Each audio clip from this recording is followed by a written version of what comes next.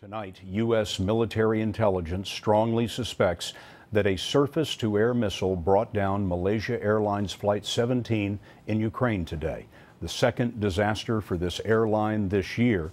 Flight 370 is still missing, presumably somewhere in the Indian Ocean. Flight 17 today was en route from Amsterdam to Kuala Lumpur when it crashed in eastern Ukraine, where pro-Russian rebels are fighting the government. There were 295 people on board, 280 passengers, and a crew of 15. There are no survivors. Bob Orr is in Washington with the latest on this. Bob? Scott, as you say, U.S. officials now strongly suspect the jetliner was brought down by some kind of surface-to-air missile. But so far, they tell us it's not clear who fired it, or more importantly, whether the passenger jet was being deliberately targeted. Now, some of the answers will ultimately come through intelligence, but also some will have to come from the wreckage and the plane's black boxes. For starters, as you see here, the trail of debris clearly shows that the jet began breaking up in midair. Wreckage and bodies are spread over several miles along the flight path, and that would be consistent with the plane being ripped apart by aerodynamic forces after the aircraft was penetrated by some kind of high explosive projectile, like a missile. Large sections of the jet have been recovered now away from the primary crash site.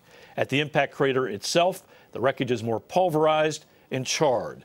That suggests the plane hit the ground at a very high rate of speed and then was engulfed in a very large fire. Remember, the fuel tanks in the wings were heavily loaded for an 11-hour flight from Amsterdam to Kuala Lumpur, so there was a lot of fuel available. It's not clear who's going to take part in the investigation of this incident, but Ukraine likely needs to bring in some high-powered expertise, perhaps from the U.S. or Great Britain.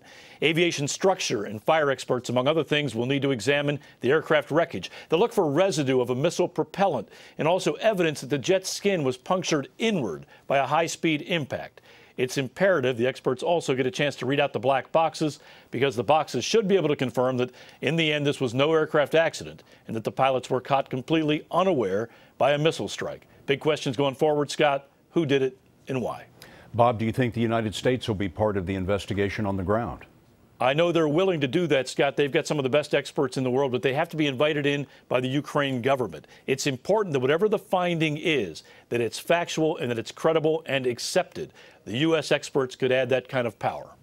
The U.S., of course, is supporting the Ukraine government, but the crash site is in rebel-held territory. Bob Orr, thank you very much.